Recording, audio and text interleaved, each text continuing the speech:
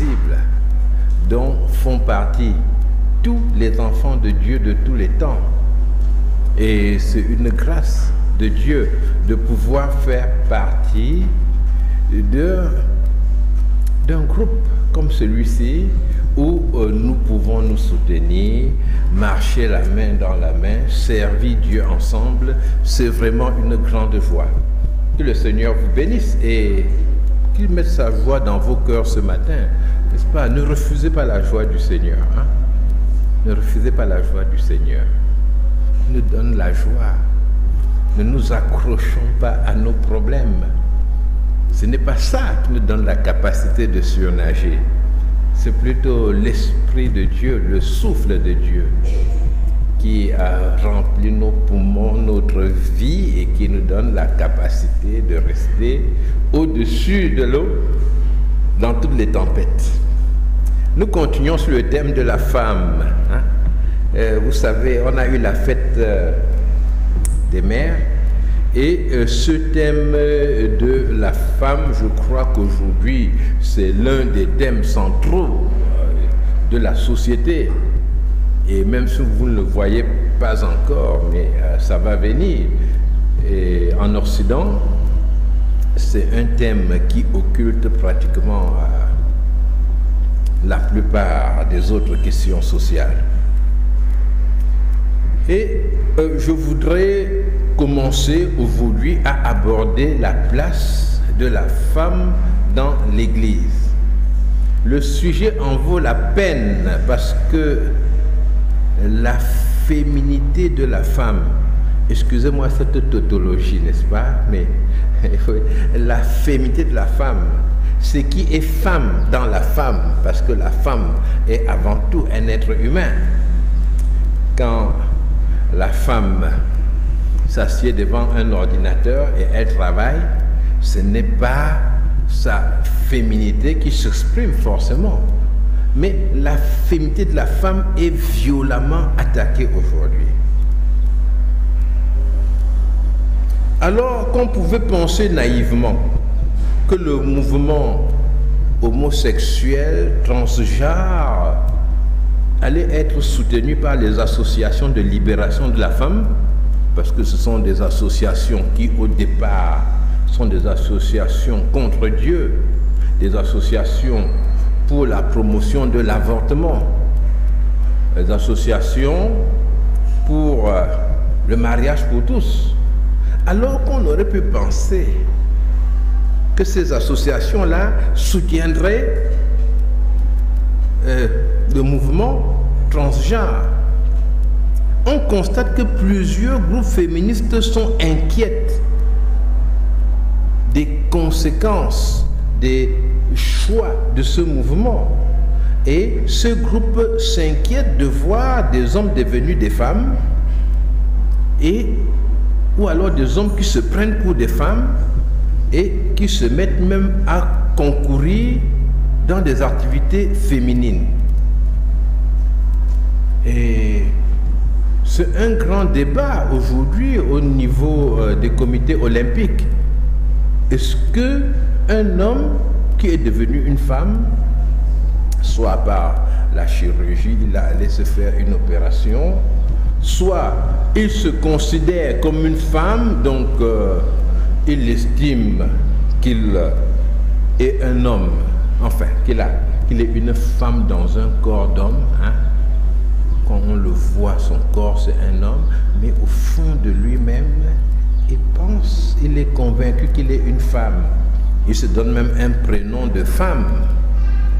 Eh bien, le problème dans le milieu du sport aujourd'hui, c'est que est-ce qu'on va les laisser concourir avec les femmes? Parce que comme il se prend pour une femme, ce serait vraiment très méchant pour la société, hein, dit-on, de le remettre encore parmi les hommes quand c'est un sportif. Il faudrait qu'on reconnaisse quand même que c'est une femme et comme il est sportif, qu'il continue à faire son sport et qu'il se mette parmi les femmes. Aux États-Unis, il y a un nageur qui était très très moyen. C'est-à-dire que parmi les hommes, il n'avait même pas sa place. Et il est devenu une femme. Pas d'opération. Il a dit, non, je sens que je suis une femme au fond de moi-même. Ce sont les choses des femmes qui m'intéressent. Et les gens ont applaudi. Non, ça c'est bien, voilà, il s'est déclaré. Il n'est pas comme les autres qui se cachent. Il a dit, bon, je m'en vais nager maintenant. Je vais de quel côté? On lui a dit, va chez les femmes. Alors, il a gagné toutes les médailles chez les femmes. Mais il a même battu le record universitaire des femmes. Qu'est-ce qui s'est passé? À la fin de chaque course, il y avait des femmes qui se mettaient à pleurer. Ouais. Des nageuses qui étaient championnes par le passé. Et maintenant qu'il y a la nouvelle fille là qui est arrivée, je veux dire le garçon, n'est-ce pas? Il nage tellement vite, tellement bien. Quand il gagne, ce n'est pas juste une demi-seconde comme là, il gagne vraiment. Mais, et le débat, la question s'est posée. Il y a eu des États où la morale chrétienne est encore, prône encore, qui ont décidé, non, nous ne voulons pas que des hommes devenus femmes interviennent dans le sport. Et les autres ont dit non, ce qu'on va faire, il nous faut des lois qui viennent du sommet, n'est-ce pas, du Parlement, pour décider que les hommes devenus femmes doivent concourir avec les femmes. Donc, vous voyez, il y a beaucoup de confusion. Et c'est intéressant de voir que les féministes elles-mêmes sont touchées par cette question et constatent que la direction prise par la société est une direction dangereuse où effectivement tous les groupes sociaux ne vont pas réussir à s'épanouir. Donc finalement, beaucoup de femmes trouvent que même ces transgenres en font trop et ne peuvent représenter les femmes. Alors qu'on avait commencé par les mettre en évidence dans une parfaite unanimité dans ces mêmes groupes. Et on revient toujours à la pensée de Dieu de départ, parce que c'est Dieu qui a raison. Et lorsque Jésus reviendra, ce sera encore pour dire que c'est Dieu qui a raison. En réalité, la femme et l'homme sont différents et ils travaillent ensemble pour le service du Seigneur. Il s'agit donc pour la femme de savoir comment vivre sa féminité dans l'Église, et c'est-à-dire vivre sa différence. Parce qu'elle a été créée femme pour apporter une richesse et de nouvelles possibilités. Elle ne peut donc pas se limiter à essayer de faire ce que l'homme fait. La femme n'a pas été créée pour être une imitatrice de l'homme. La femme n'a pas été créée pour être une concurrente de l'homme.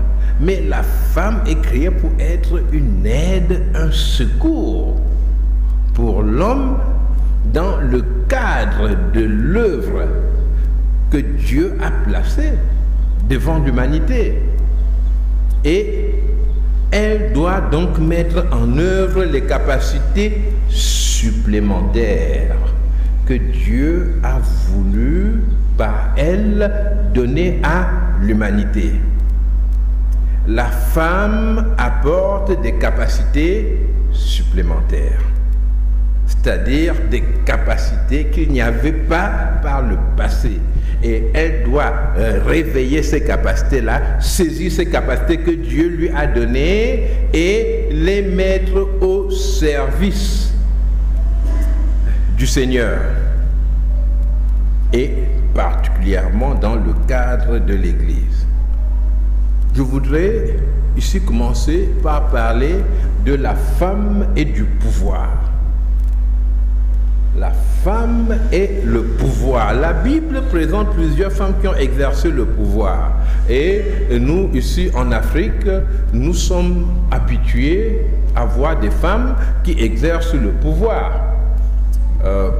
Il y a peut-être une dizaine, quinzaine d'années, l'Union africaine avait à sa tête une femme, Madame Zuma, qui était l'homologue de nos présidents, n'est-ce pas, notre président. Monsieur Paul Biya, n'est-ce pas, devait parler avec elle et elle s'exprimait au nom de toute l'Afrique, alors que lui, il s'exprimait au nom du Cameroun.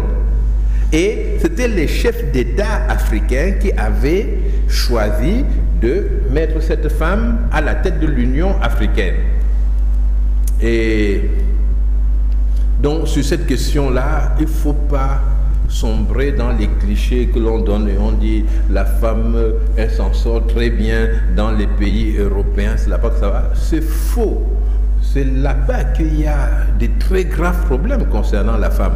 Je vous ai dit non, comment un garçon malin aux États-Unis aujourd'hui peut devenir champion du monde, enfin, champion des États-Unis, n'est-ce pas? Il dit je suis devenu une femme, il va parmi les femmes. Ça c'est quoi? C'est pas ça l'oppression? Vous pensez que ces femmes, elles ont quelle liberté? Elles se mettent à pleurer, mais on dit non, il est une femme, vous allez concourir ou bien vous dégagez. Hein? Est-ce qu'on peut faire ça ici, dites-moi? On ne peut pas. Et au Libéria, vous savez que George Weah, n'est-ce pas? Un grand sportif, n'est-ce pas? Il avait été ballon d'or et tout, mais en politique, face à la femme qu'il avait devant lui, il a perdu les élections. C'est la femme, c'est cette femme-là qui était ballon d'or de politique au Libéria. Elle avait gagné les élections. Et Weah a dû aller se former, revenir pour gagner à son tour. Ils avaient élu une femme. Donc je voudrais dire, n'attribuons pas les problèmes de la femme à une civilisation particulière. Parce que si vous allez par exemple en France et vous cherchez pour voir quelle femme a été présidente de la France, vous connaissez son nom? Bon, le son tombé la France, les États-Unis. Quelle est la femme qui a été présidente? C'est depuis longtemps qu'il y a des présidents là-bas. Vous avez vu une seule femme? Jamais. Ils se succèdent tous les 4 ans. Jamais de femme là-bas. Et dans la Bible, nous voyons des femmes qui exercent le pouvoir. Il y a, par exemple, Déborah, qui mène le peuple à la guerre. Nous voyons la reine de Saba qui vient voir Salomon. Et nous avons des exemples positifs, comme Déborah. Mais aussi des exemples négatifs, comme Jézabel et comme Athalie.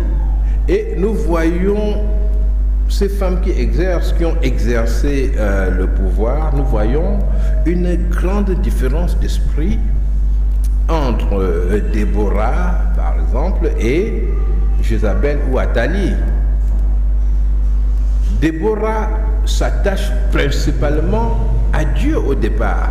Je voudrais que nous lisions dans le livre de Juges au chapitre 4, les versets 4 à 9. Juges, chapitre 4, versets 4 à 9. Et nous allons lire l'histoire, une partie de l'histoire de Déborah. Dans ce temps-là, Déborah, prophétesse, femme de Lapidote, était juge en Israël.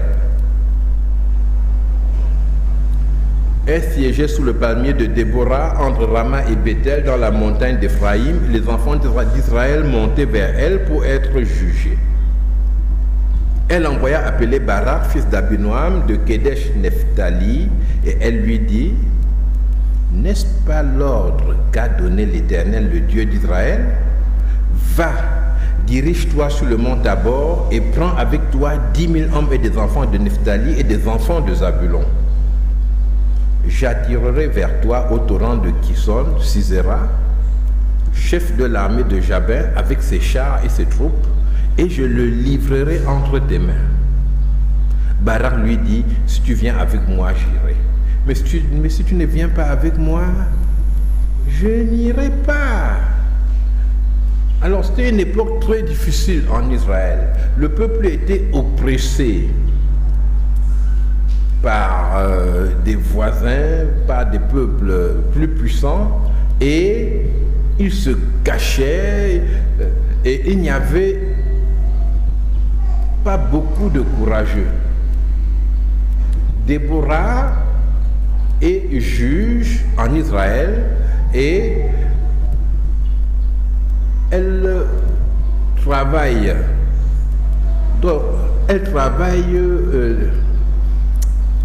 au sein des tribus de Nephtali et de Zabulon. Donc elle ne couvrait pas tout le peuple d'Israël, elle en couvrait une partie, et elle appelle quelqu'un enfin, on peut dire de courageux, enfin un brave, pour lui dire, viens, Dieu m'a parlé, Dieu t'envoie pour libérer le peuple d'Israël. Il dit, je n'irai pas, il faut que tu viennes avec moi, il faut que la prophétesse soit là, parce que j'ai peur, c'est trop difficile. Et qu'est-ce que Déborah lui répond? J'irai bien avec toi, mais tu n'auras point de gloire sur la voie où tu marches, car l'Éternel livrera Sisera entre les mains d'une femme. Et Déborah se leva et elle se rendit avec Barak à Kedesh.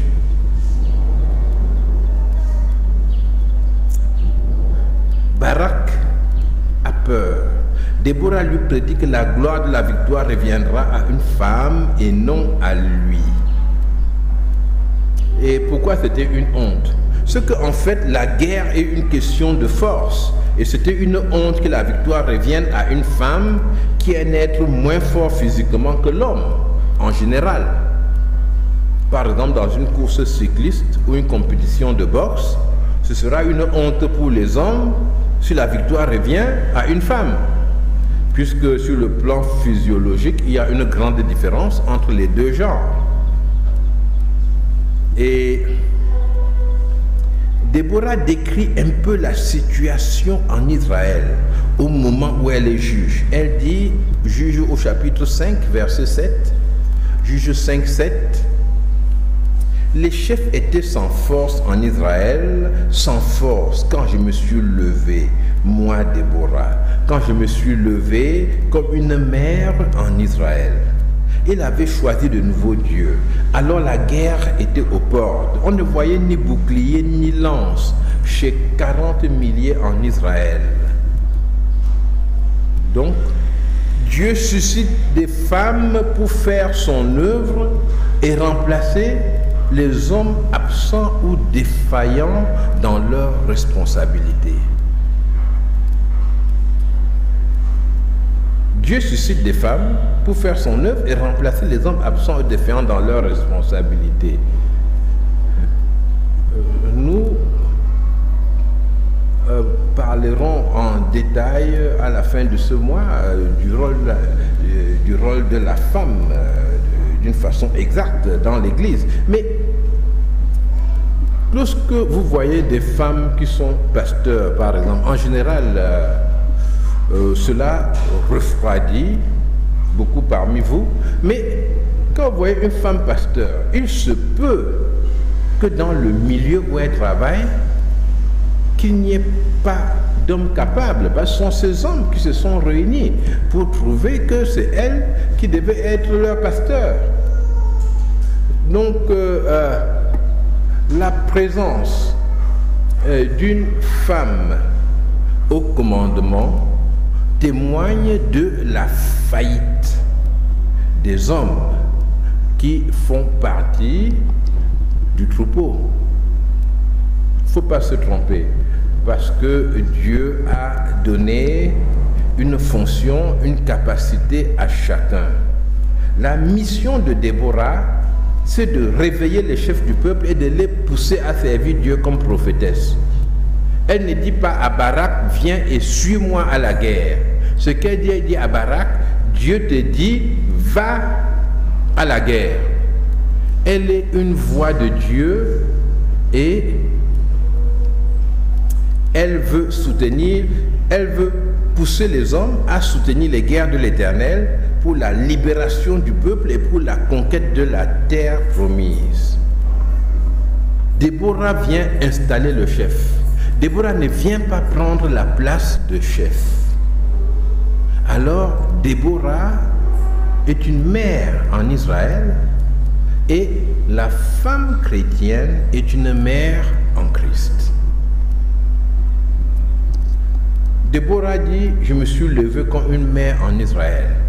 Et vous, femme chrétienne, jeune fille qui avait choisi de servir Dieu, vous êtes appelés à être des mères en Christ. Une mère,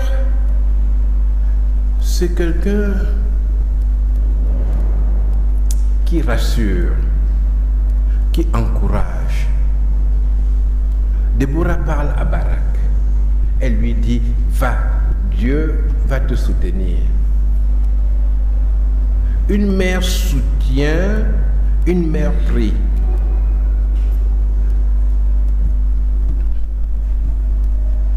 Je voudrais donner quelques éléments qui caractérisent la mère et aider chacune de vous à bien saisir la mission que Dieu a pour elle. Et cela permettra que le Seigneur spécifie cette mission dans votre cas particulier. Une mère prend soin de sa famille.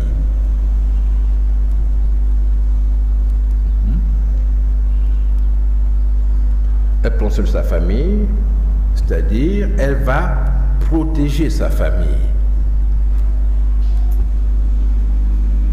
Il y a la poule qui protège ses poussins sous ses ailes et la mère protège sa famille. Par exemple, elle ne divulgue pas les secrets de la famille. Il y a tellement de personnes qui se plaignent d'avoir été trahies parce qu'ils ont donné leur secret à une femme. Hein? Ah, elle a raconté ceci, elle a raconté cela sur moi. Mais il faut faire votre travail de mère, se considérer comme une mère en Christ. Nous sommes avec des croyants, des gens qui cherchent Dieu ou qui aiment Dieu et on ne va pas divulguer leurs secrets parce que nous devons les pousser à aimer le Seigneur, à marcher avec lui. Nous prenons soin de notre famille. La mère édifie ses enfants. Elle les éduque et ne les détruit pas.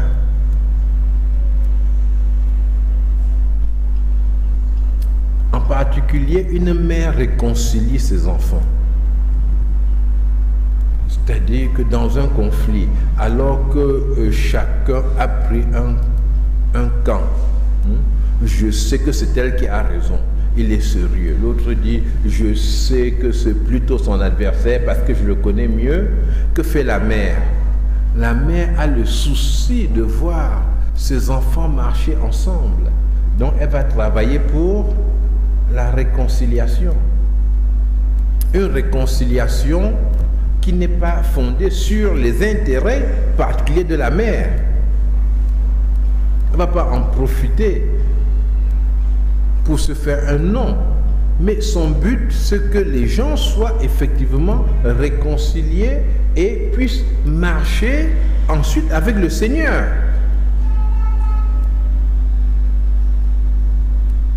La mère édifie ses enfants. J'ai dit cela. Donc, quand une mère rencontre ses enfants, qu'est-ce qu'elle leur dit? Ah, comment ça va aujourd'hui? Est-ce que Dieu t'a menacé comme moi? C'est comme ça? Comment ça va aujourd'hui? Ah, tu es malade, hein? Moi aussi, mais tu pries n'importe comment, Dieu ne fait rien. ça, la mère apporte la joie, la mère apporte plus d'espoir. Et justement, je pense que c'est une capacité chez les femmes. Beaucoup de femmes semblent capables de supporter des difficultés plus lourdes, n'est-ce pas, que les hommes. Parfois, quand le mari fuit devant le bailleur, la femme est encore là pour lui dire « On t'a déjà dit qu'on n'a pas d'argent, donne-nous un peu de temps. » Mais le mari est caché, il est sous le lit même. Après, il sort la tête et il dit « Est-ce qu'il est parti ?» Elle dit « Oui, il est parti. » Ça va. Il dit « Ah, vraiment, un type comme ça, vraiment, si je me fâche, il va voir. » La femme dit « Non, ne te fâche pas, ne te fâche pas. » Mais elle a été capable, n'est-ce pas, de gérer avec l'autre. C'est ça la mère. Il ne faut pas qu'après la femme dise que oh, le type que j'ai épousé là, il a peur comme une femme. C'est les femmes qui parlent comme ça. Il tremble comme une femme. Je vous dis, j'ai entendu des femmes parler comme ça. Parfois même, les femmes disent « Ah, toi là, tu es même un homme, tu parles comme une femme. » Mais on se dit « Mais... » Donc, elles pensent que les femmes parlent... Donc, les femmes doivent utiliser les capacités que Dieu leur a données. Une capacité particulière pour amortir les chocs de la vie, les grosses difficultés. Quand autour de vous, les enfants, la famille est déprimée, quand dans l'église de Dieu, vous voyez des gens qui ont traversé des épreuves horribles, eh bien dites-vous que vous avez reçu ce ministère pour soutenir, pour consoler, pour avoir les paroles qui conviennent et pour continuer à glorifier Dieu dans les difficultés et dans les situations les plus graves. Une mère compatie.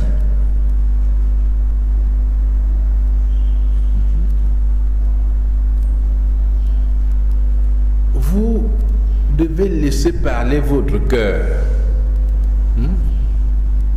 Vous ne devez pas réagir comme ce que vous avez vu à la télé. Il dit qu'il va mal, ça fait quoi? On s'en fout. Il doit d'abord régler ce qu'il avait dit là. Non. Revenez en vous-même et laissez Dieu parler à travers vous. Et si vous avez un cœur compatissant, dites-vous que c'est normal. C'est la capacité que Dieu vous a donnée et c'est une richesse pour la création de Dieu. Vous êtes appelés à ce ministère de compassion. Une mère encadre et renvoie à Christ. Elle n'encadre pas les gens pour son propre compte. Elle rencontre les gens, elle leur parle et elle s'efforce de les renvoyer vers le Seigneur, comme l'a fait Déborah avec Barak. Parce qu'elle sait que le Seigneur est plus puissant, plus fort. C'est ça, une mère en Christ. Et la mère va soigner ses enfants au lieu de cacher leur maladie.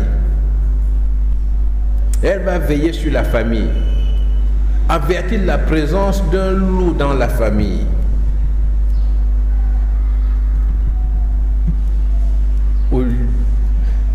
Je ne vais pas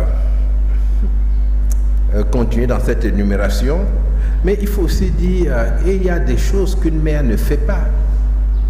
Une mère en Christ, elle ne va pas contribuer à dissimuler des péchés. Et beaucoup de femmes se spécialisent plutôt dans la dissimulation des péchés.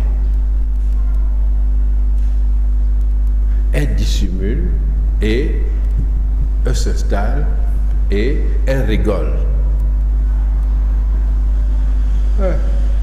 Supposons il y a quelqu'un, appelons-le Pierre. Il n'y a pas de Pierre dans cette église, n'est-ce pas? Parce que lorsqu'on prend des prénoms, après ceux qui ont ces prénoms se disent que le pasteur les a vus, il les cherchait.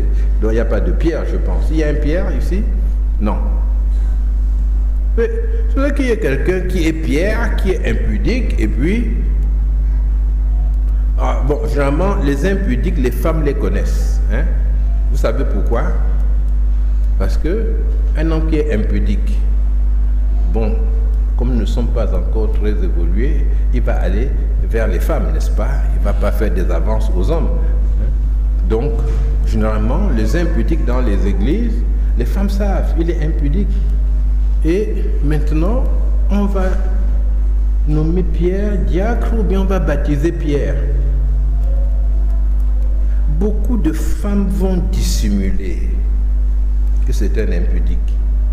Qu'est-ce qu'elles vont faire? Elles vont s'installer au dernier banc et elles vont rire pendant que le pasteur présente Pierre. Pierre, un bon garçon, il est toujours à l'église, il nous a aidés, il est fidèle, et elle rit. Vous les voyez rire et vous croyez que c'est la joie, mais non, elle rit de tout votre cinéma. Et elles se disent que, mais, où est même l'Esprit de Dieu ici? C'est moi qui connais la vérité.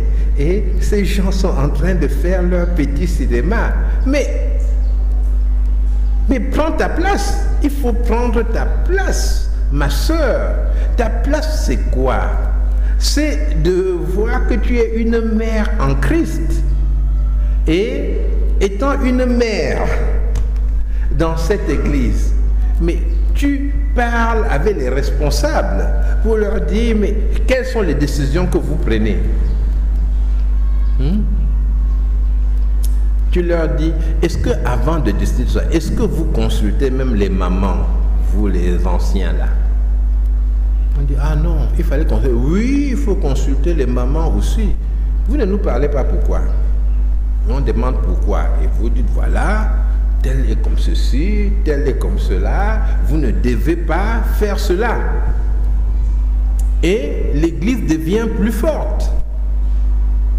Vous ne pensez pas? Ou bien vous allez garder votre carnet secret avec une liste d'impudiques dedans et attendre que je les appelle pour les faire baptiser et rire de moi, et rire de l'impudique, et rire de toute l'église, hein, jusqu'au jour où vous quittez l'église. Est-ce que c'est normal ça? Mais vous n'avez pas fait votre part de ministère. Nous sommes appelés à travailler ensemble.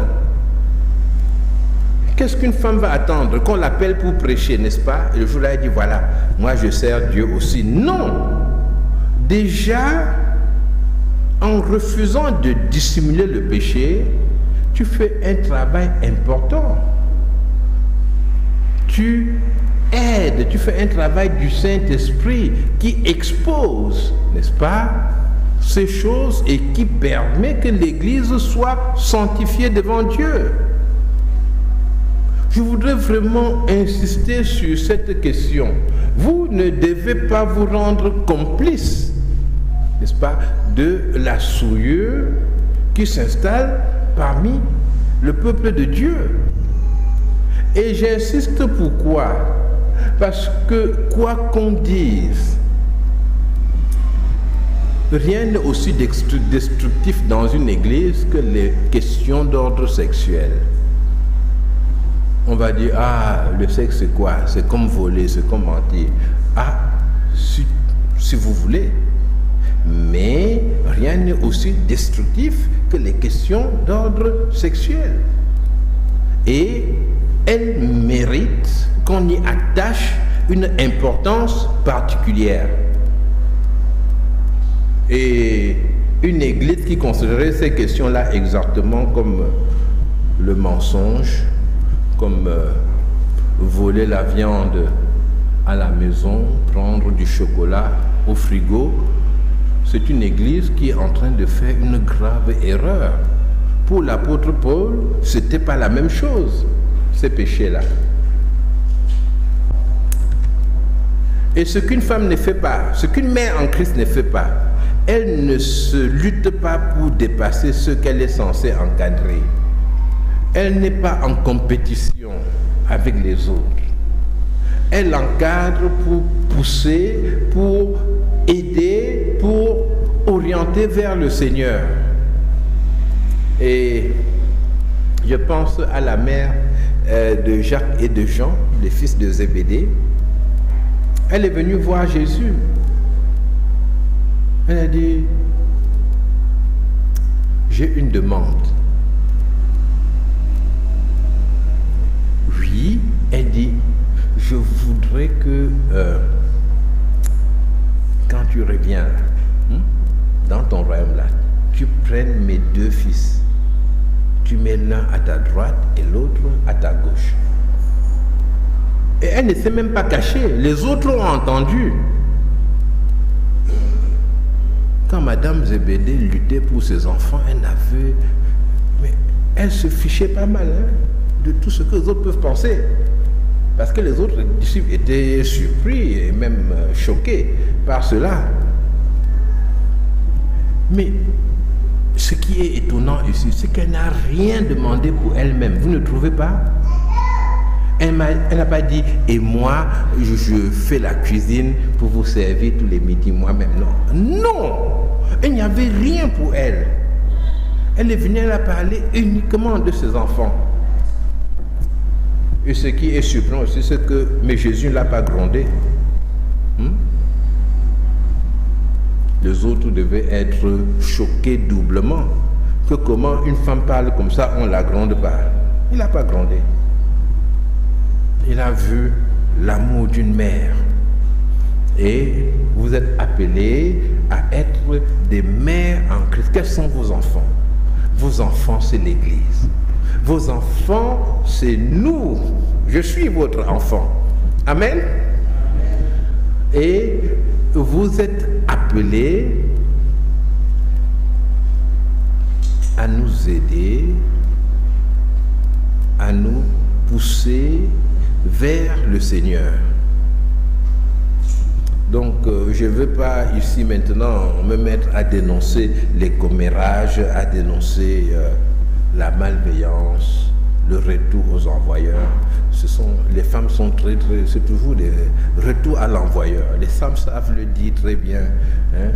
On m'a fait du mal, je renvoie ça, et je renvoie au nom de Jésus-Christ. Non, non, non, non, non. Une femme n'est pas dans ce genre de choses. Une mère en Christ ne fait pas ça. Et il s'agit aussi d'abandonner la ruse. Dans ce cas, il faut abandonner la ruse. C'est la recherche du gain à chaque occasion. À chaque occasion.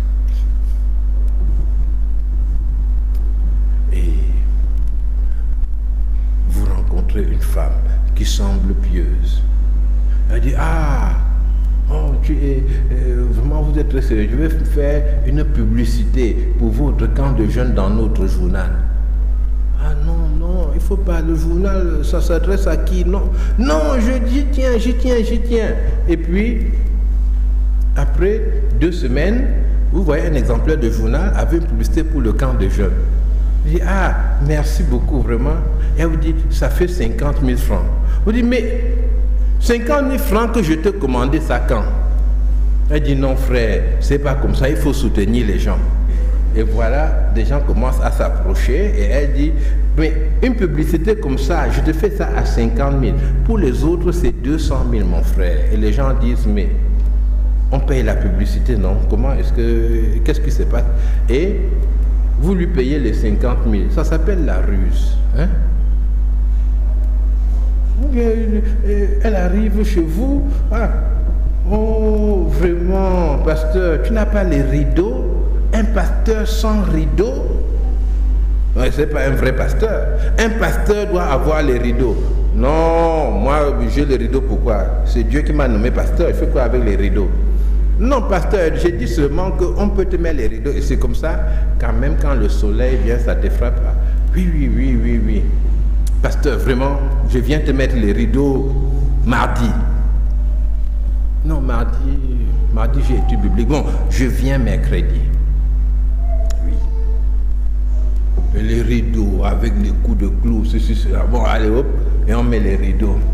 Ah, mais merci beaucoup, ma fille. Vraiment, c'est le Seigneur qui vous envoie. Hein?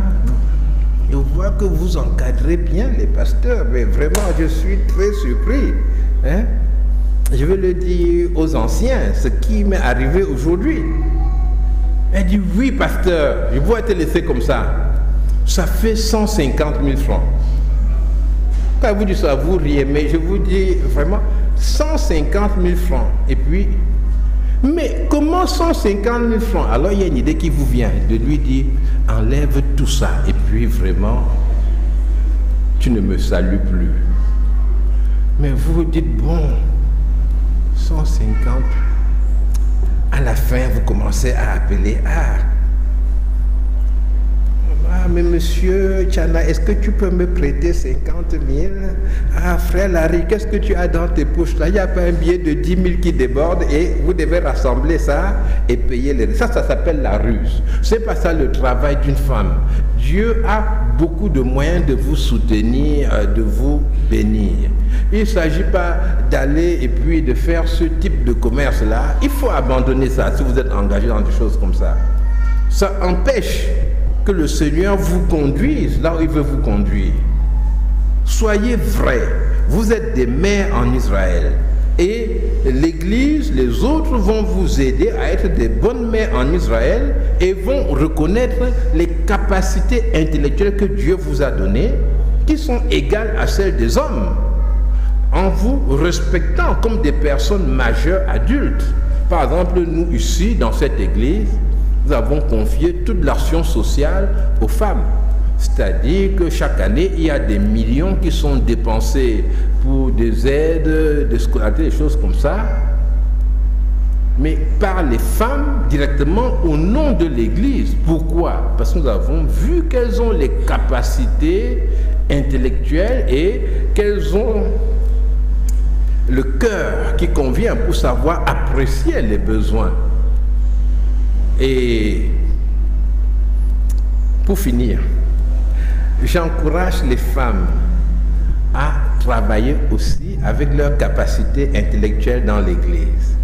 Beaucoup de femmes se dépouillent de leurs capacités intellectuelles quand elles traversent la porte de l'Église. Ce qui fait que j'ai même vu des femmes qui étaient chefs d'entreprise et dans leur église, il y avait une formation par un pasteur à l'entrepreneuriat biblique. Alors, entrepreneuriat biblique, c'est-à-dire il y a un type d'entrepreneuriat que la Bible... Bon, enfin, je ne dis pas mon avis sur ces choses-là, n'est-ce pas? Parce que je respecte ce que les uns et les autres font. Mais elle a appris, n'est-ce pas, les affaires, l'entreprise et tout. Mais là, voilà maintenant qui est élève d'un pasteur sur l'entrepreneuriat biblique. Quel est le rapport entre le pasteur et l'entrepreneuriat? Elle ne réfléchit pas, n'est-ce pas? Elle s'installe seulement. Et ça peut même commencer d'abord par un cours sur l'alphabet, je ne sais pas. Répéter A, elle va lire A, B, lui dire félicitations. Non, une femme doit garder son cerveau, ses capacités, pour les mettre à la disposition du Seigneur au milieu des croyants. Une femme doit se prendre au sérieux. Et nous vous encourageons à cela dans cette église. Que le Seigneur vous bénisse, mes chères sœurs, qu'il vous soutienne et qu'il vous aide à être des mères en Christ. Voilà, soyez bénis, mes chères mères en Christ. Amen.